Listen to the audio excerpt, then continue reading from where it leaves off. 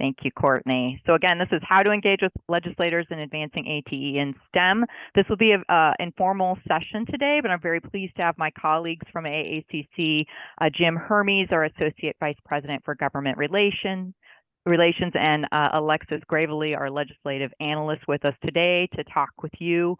The reason this came about, to give you some context, so as you are aware, AACC had the opportunity to expand the conference agenda a little bit for the ATE conference this year, where we've got a full day of pre-conference programming on Wednesday, which is bringing in the majority of our participants on Tuesday. So there's an opportunity to actually set appointments and engage with legislators on Capitol Hill and capitalize on the fact that we are in the nation's capital. So we're hosting this informal session to encourage you to do so if that's of interest to you, setting meetings on Tuesday or Friday when the conference ends, or even on Wednesday during that pre-conference time. So with that, I would love to turn it over to Alexis to talk with you, share some advice on engaging with legislators. And then, as I said, this is designed to be very informal. We're happy to address any questions you may have. So with that, thank you to Alexis and Jim, and I will turn it over to Alexis. Thank you, Ellen. Hi, everyone. It's good to be here with you all. We have a document that we've prepared for you all that I think will be dropped in the chat.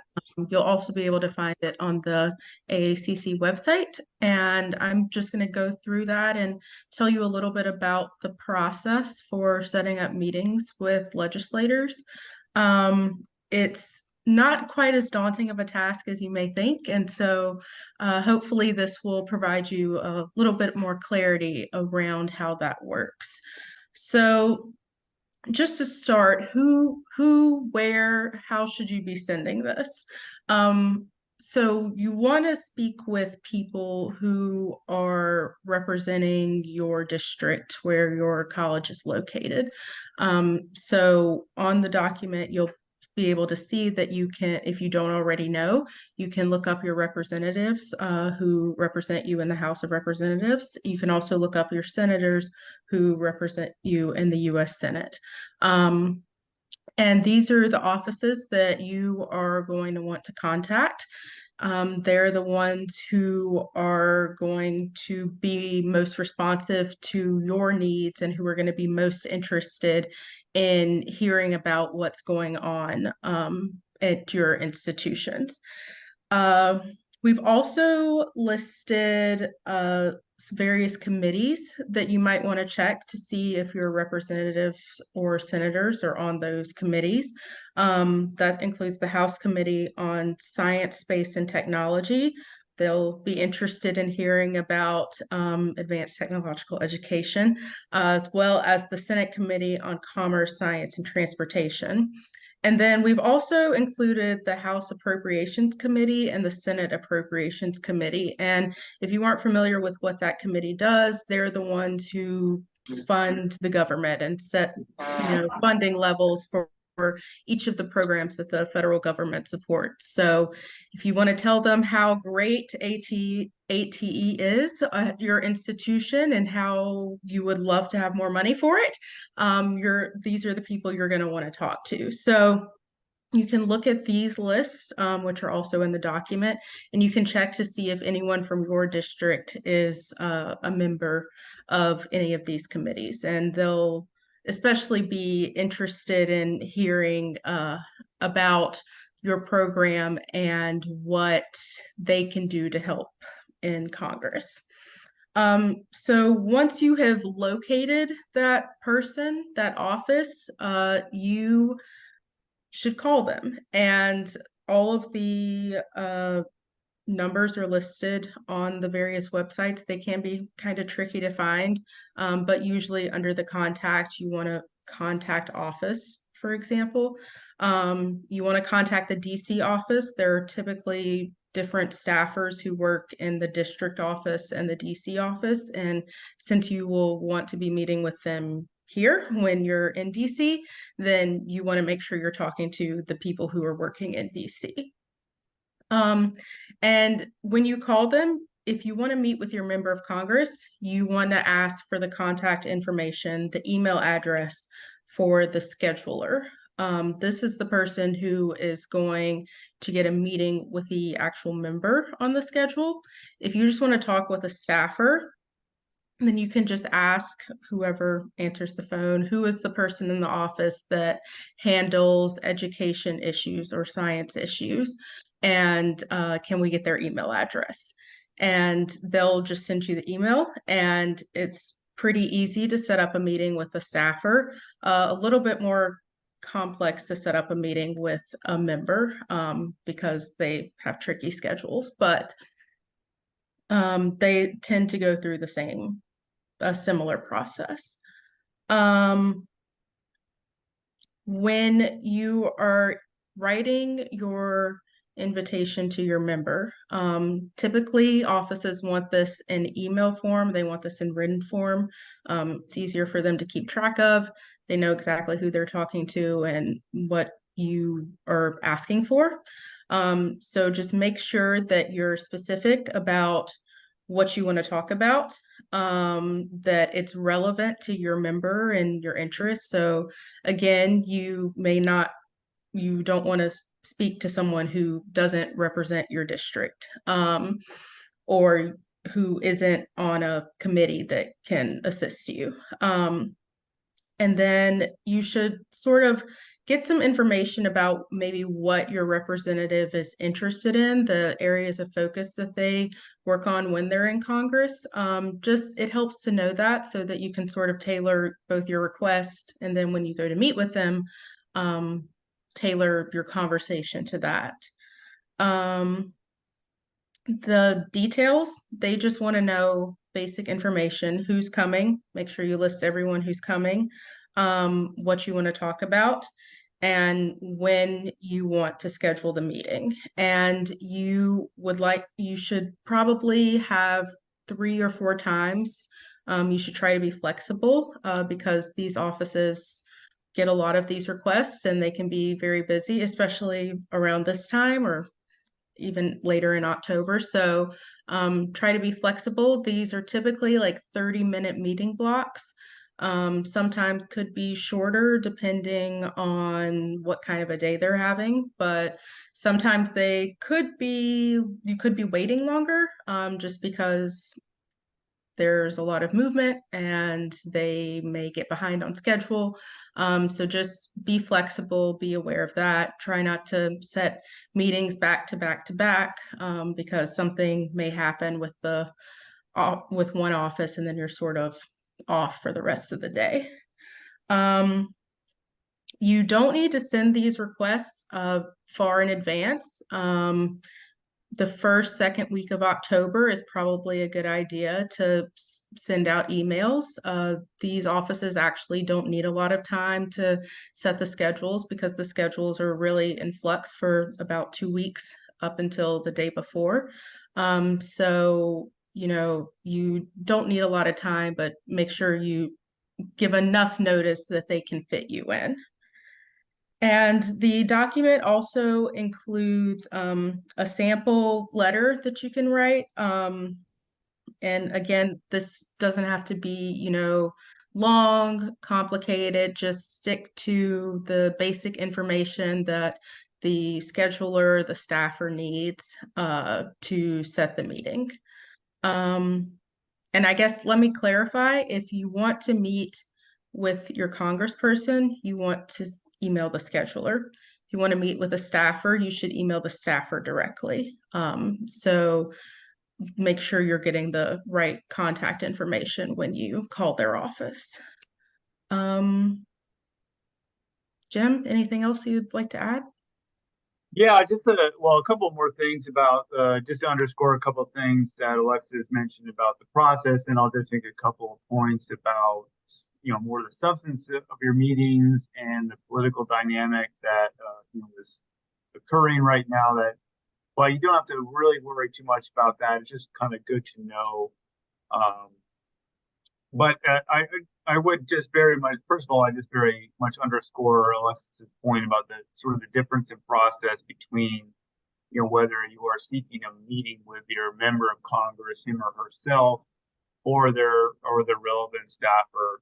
And I would say even in the case where you want to meet with the staff, 1 to 2 weeks ahead of time is plenty of time to approach them and see if they can meet with you while you are in town. And of course, you being a constituent of the office, they will make every effort to do so while you're here, and also noting that unlike someone like myself, you're not here all the time. So, and I think it's really a good opportunity to, if you haven't already, to meet with folks in the DC office. Many of you may very well have already, we probably have a range here, I would guess, in terms of people's experiences in interfacing with their congressional representatives' offices. But for many of you, that might have taken the form, most likely with talking with people and knowing people in the district office back in your home states and districts.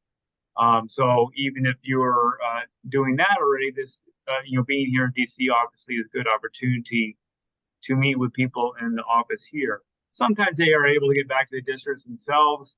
In fact, that often happens. But it's good to meet them here. They might be a little bit, might have a little bit more time to kind of talk with you here. A lot of times when DC staffers are back in the districts, they're very busy kind of staffing their bosses and don't necessarily have a lot of time, to themselves for their own meetings with people. So that's one point. I would say the other thing I would underscore that Alexis mentioned was in terms of, if and when you do go in to meet with either a staffer or the member themselves, knowing what committees they're on and how that kind of relates to what you're talking about is pretty important. A lot of what a typical member of Congress does in terms of work that they get more involved in is very much driven by what committees that they're on. Of course, they strive to be knowledgeable about, as many things as possible that they're going to be called to vote on and so forth. But really, in terms of, anything in like in-depth knowledge, that will revolve around those committees. So, first and foremost, to know if they're on the science committee is obviously a great thing to know going in.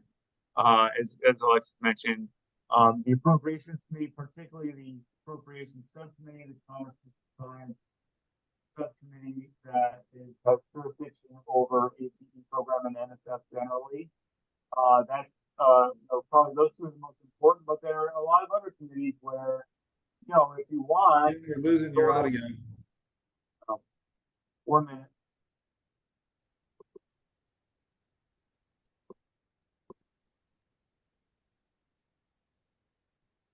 Is that better?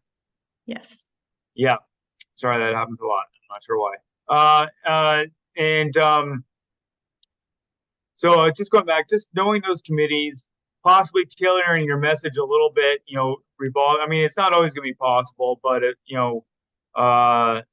but if you have, for instance, a project, an ATE project that is in a specific area, and that area relates not only to the science committee, but also say like transportation or agriculture or something like that, obviously it's good to know the committees that your member is on in those cases as well. And you can sort of, you can sort of talk to that in terms of their interests. The other thing I would just mention in terms of that is when you're doing this work and when you're here in town is to make sure that you're coordinating with your, this is probably pretty obvious, but bears repeating that. Make sure you're coordinating with, you're a campus government relations person who handles federal stuff if you have one of those. A lot of colleges don't necessarily have that. And or your president of your college who, if there isn't a government relations person, oftentimes it's the president then that handles essentially, government relations duties. Obviously, you don't want to get crosswise with anyone in terms of any message. And then sort of getting into, more of the substance of things, I would just say that one is obviously your main goal in any meeting like this is just to go in and play the role that you already play on campus as educator, uh, uh, and educate the staff about what you're working on, how it how it serves your community, how it reflects the the good work that's going on at the college in general, all of those things. And whether or not that translates directly into any sort of message, Alexis mentioned possibly talking about funding, for the program. Whether or not you get into that, I think it's kind of secondary. I mean, primarily you're there to talk about the good work that your college is doing in this particular area. And, the dots will be connected on the staffer side. They're going to know from what you're talking about that this is something funded through the National Science Foundation's Advanced Technological Education Program. And that will raise their awareness in case they're not aware of that program already. And they might have follow-up questions about that. At which point you can get into more about, well, here's the funding situation for the program and so forth. But I wouldn't be overly worried about that. But just a few things that it might be helpful to know if you do kind of get into that area is that it's a little trickier with the ATE program because you can look through the Commerce, Justice, Science Appropriations Bill, and that's the relevant one that I mentioned a minute ago. And nowhere in that bill are you going to see anything about the Advanced Technological Education Program. So where the ATE program gets its funding levels is in the report that accompanies the bill. Don't worry so much about that. It just makes it a little trickier to say we want to increase funding for this program in terms of where that actually happens, and it happens in that committee report. And then even then, oftentimes it's not mentioned directly. It's just you have to sort of interpret. You have to sort of infer from what's said in the report what the funding level would be for ATE. Right now, the program, in case you didn't know, is funded at $76 million. It's been in that ballpark for quite some time now. The program did just get reauthorized and changed a little bit through the CHIPS and Science Act, which is probably another piece of legislation that's on a lot of your minds. So which is a good thing. It kind of raises the profile of the program a little bit. And I believe, if I'm not mistaken, it got authorized at $150 million. So in other words, Congress has said that, we can spend as much as $150 million on this program, and that's about twice the current actual funding level. So there's room to grow there for ATE. A couple more things you might be thinking about. I mentioned I'd sort of talk a little bit about the political dynamics. If any of you, hopefully you're reading the newspaper and that they're not so great right now. So, by way of understatement. But I think the first thing to say about that is, while there is obviously a lot of rancor, a lot of dysfunction in Congress going on around some of these top level issues about, how to fund the government. We'll talk about that in a second.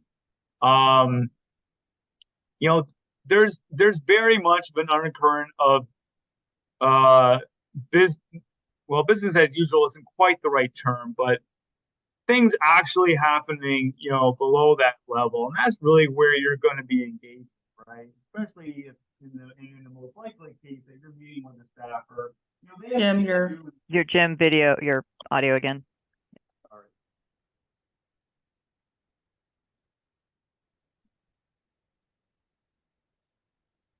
Sorry, usually it only happens once. Better? Yes. Yeah. All right, that's maybe a clue that I should stop talking. But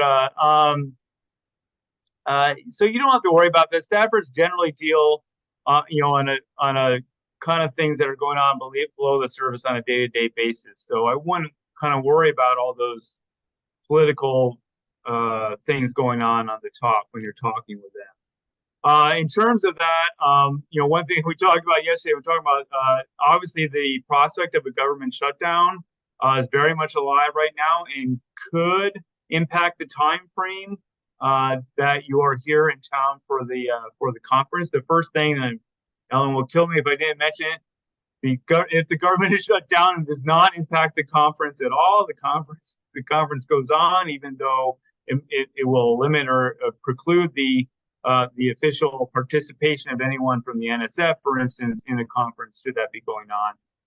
It's a little bit more of an open question in terms of Congress. I was actually talking with some people yesterday because we couldn't really quite remember from previous shutdowns. Congress itself doesn't shut down. However, offices they might not be engaging in as many meetings with constituents as they otherwise normally would be during the time of a shutdown. That's a bit more of an open question. And then fine. I think that's kind of it in terms of what you need to know. And I think the other just kind of thing to add about logistics, if you go in with a group of people, say there are 3 or 4 of you, which I wouldn't recommend, especially for a House office, I wouldn't recommend any more than that. Senate, you can maybe do a few more. Just know ahead of time, like who's going to say what, kind of coordinate it a little bit. So you're not just making it up on the spot, during the meeting. That's probably pretty obvious. But again, this is, as Alexis was saying, none of this is really rocket science, but it's just a good thing to keep all these things in mind. And, it's not really much different than arranging for and having meetings with people in any other context. So, please don't be cowed by the prospect of doing this. And actually, it would be a great thing for as many of you as possible to take advantage of this opportunity and get up on the Hill and talk to your folks about what you're doing. So I'll stop there and let's see if we have any questions. Thanks, Jim. I think Alexis just answered one in chat. I don't know, Alexis, if you just wanted to expound on that one of the links provided, they were asking if the phone numbers are for the DC office or are they general numbers, and then you have to drill down even further. Yes. So when you call those numbers, you will get the DC office for that congressperson, and they'll have the information that you need. Thank you. Are there any questions? As I said, we're a small informal group. You'll feel free to, if you're comfortable, just speak on up. Can you remind me again? Remind me again the times that you guys have kind of said if you could do this would be ideal during the ATE conference again. Could you remind me what those were again? Sure, absolutely. If you're coming in on a Tuesday, there is no conference programming, so Tuesday is completely ideal. On Wednesday, we are running some pre-conference sessions up until 4:30, but if you could also use that time if you wanted to, take advantage of scheduling a Hill office. You could go to the Hill before 4:30 on a Tuesday. Our opening session starts at 5, or when the conference concludes on Friday at noon. Though I do think they probably advise against Friday meetings. I don't know how many staffers or members are in, but I would defer to my colleagues on that. But anytime on Tuesday, if you have a Tuesday arrival, or Wednesday up until, I would say, 4, are times that are all pre-conference opportunity. Yeah, I would just add, here is this is another area where it does make a difference whether you're trying to get a meeting with your actual member or their staff. Staff are around pretty much all the time, regardless of whether Congress is in session or not. Obviously, that is not the case with the members themselves. So I don't have the congressional calendar in front of me right at the moment, but you can just kind of look it up online and get a sense for whether Congress is planning, and it differs between the House and the Senate a lot of the time. But you can just Google, congressional calendar, 118th Congress congressional calendar 2023, and you'll find it, just to figure out whether Congress is in session. And if they're not, your member is not going to be around here in DC, almost certainly. But again, the staff will be here. And in terms of what Alan just mentioned about Friday, well, I guess in terms of any day, staff are still everywhere's doing in-person meetings now. Sometimes also staff will also be willing and or sometimes prefer to meet on Zoom or whatever online platform. That might be especially the case on a Friday. I think congressional staff, like a lot of the rest of the world, works at home on Fridays now as well. Jim, I just quickly looked. So the House and Senate are in session through Thursday, October 26th, and the Senate is in session on Friday, October 27th. So they're both in session over our dates, if you will.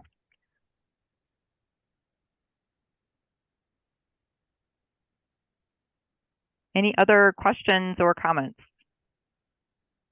Yeah, I have a question. It is actually in the chat. So at that time, again, like you said, the chaos in Congress probably is in full swing. So I was wondering if your office can give us a brief update about the status at that time, so that we are fully aware of what is the situation, whether it's still in CR, or there are other bills, amendments and so on, being put on the floor. Yeah, we're happy to do anything along those lines. I mean, I think if the government's closed, you're going to know that already. But at that time, which certainly many, well, the vast majority of people hope that will not be the case. And I mean, I think in terms of anything else that's going on, like I said earlier, I mean, I think it doesn't hurt to have general awareness of other stuff like that, but I wouldn't worry about it too much, because you have a particular thing and message that you want to talk with whoever you're talking with about, and you're not really likely going to get into kind of really even get into much in the way of policy at all, beyond maybe some general support for the program. But again, we're happy to kind of let you all know via one way or another about anything relevant that we think that y'all should know at that time. And when you are in their office, have they normally have done some kind of a background check on the visitor or not? So that, so do they start at zero, when you are in there? Start at zero. You assume they don't know anything, which they probably won't. I mean, hopefully they'll be familiar with your college, and to some extent. Particularly, so the other difference you're going to see that, I mean, hopefully the staffer in either Senate or House office will be familiar with your college. It's much more likely that a staffer in a House office at some point lived in the district. It's not a guarantee, but it's much more likely on the House side, not so much on the Senate side. It definitely happens, but it's less frequent. Okay, thank you. And you can sort of suss that out by just kind of like general, some pleasantries at the beginning, like, hi, hey, did you grow up in the district, that sort of thing. Yeah. And we've done similar things at the state level, with the faculty association. Yeah. So in that kind of session, do they do most of the talking, or we get to talk? No, I would think, well, I mean, I've never really done state lobbying, but from what I know is that I think there'll be at least one key difference. One is at the state level, things are much more centered around, it's much more common to meet with the member themselves. That's not the case at the federal level. Like I said, a couple minutes ago, most likely your meetings that you do up here will be with a staff member. Maybe, a drop-in of the member or something like that. And you will be doing most of the talking in terms of, hi, this is who we are. This is what we want to come and tell you about our project and the program that it's a part of, that sort of thing. Hopefully they'll have questions for you. Good staffers will, but it'll be largely you doing most of the talking.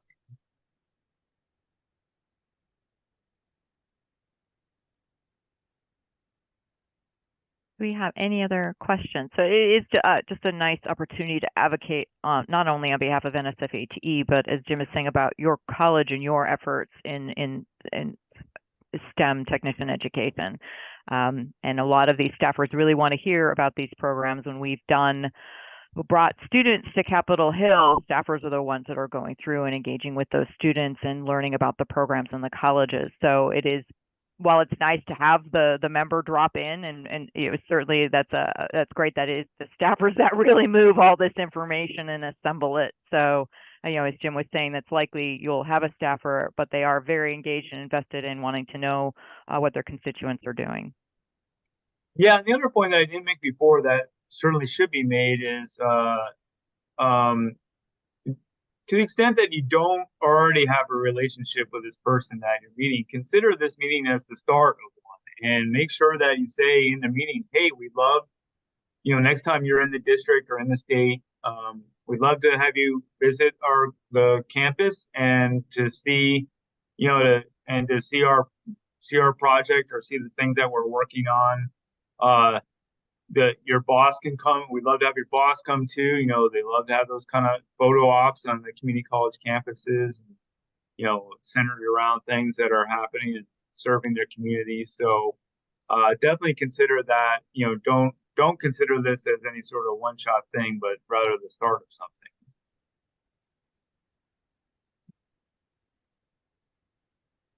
Anything else?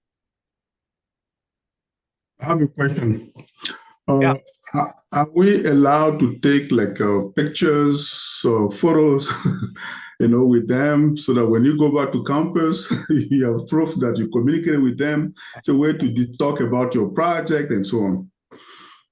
Yeah, definitely. I think it's actually pretty common. It doesn't happen a lot in the meetings that I'm in because they're not taking pictures with the DC lobbyists, but no, I think that's very common. In fact, I know it is. And so, yeah, just say, hey, can we get a picture with you? And I can't imagine the situation in which they're going to say no to that. So, yeah, definitely. Thank you.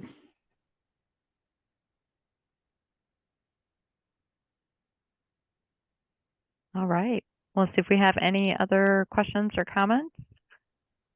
As I said, we were going to be kind of short and informal, but we do hope, if it interests you, if you're bringing students, you have a team and you'd like to, as we said, make these appointments and take advantage of being in the Capitol. It's just kind of also an interesting experience if you haven't done it, to go into one of these House or Senate office buildings and navigate the maze to these offices and kind of see the inner workings. So it's an interesting experience as well. But I do know that, big thank you to Jim and Alexis for joining us today. I know their email addresses are on the document we circulated. It's also on the conference website. So if you've got questions after this call or need some assistance in any manner, they're open and accessible to you. So just want to see if we had any last questions. Otherwise, I will give you back a little bit of time to your day. Yes. Thanks, everyone, for being here, and go and spread the good word when you're here in town. Yes. Thank you. Thank you all. Appreciate it.